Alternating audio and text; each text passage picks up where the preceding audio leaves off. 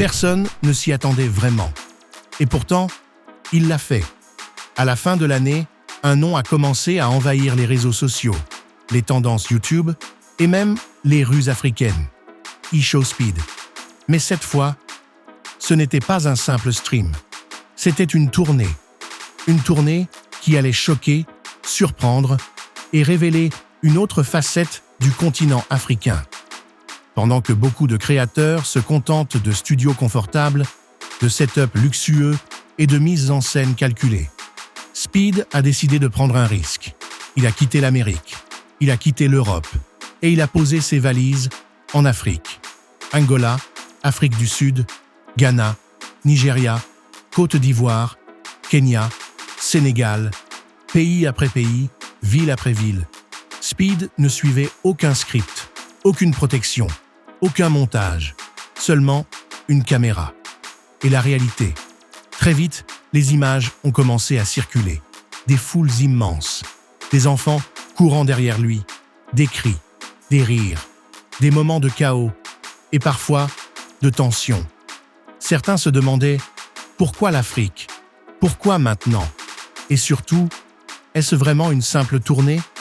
Car ce que beaucoup n'avaient pas prévu, c'est l'impact. En quelques heures, les streams de Speed faisaient des millions de vues. Des villes africaines devenaient virales. Des cultures souvent ignorées étaient soudain sous les projecteurs du monde entier. Sans filtre, sans mise en scène hollywoodienne. Juste la vérité. Mais tout n'était pas parfait. Certains moments ont dérangé, d'autres ont choqué. Des critiques ont explosé sur les réseaux. Il en fait trop. C'est dangereux. Il ne respecte pas toujours. Et pourtant, chaque polémique rendait la tournée encore plus virale. Chaque incident attirait encore plus de spectateurs. Comme si quelque chose échappait au contrôle. Car au fond, cette tournée posait une vraie question. Et si l'Afrique n'était pas le continent que l'on nous montre toujours ?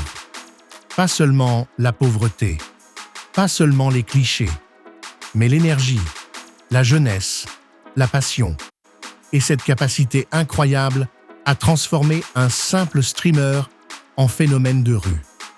eShowSpeed n'a pas seulement visité l'Afrique, il a montré au monde une Afrique vivante, bruyante, imprévisible. Une Afrique qui ne demande pas la pitié, mais la reconnaissance.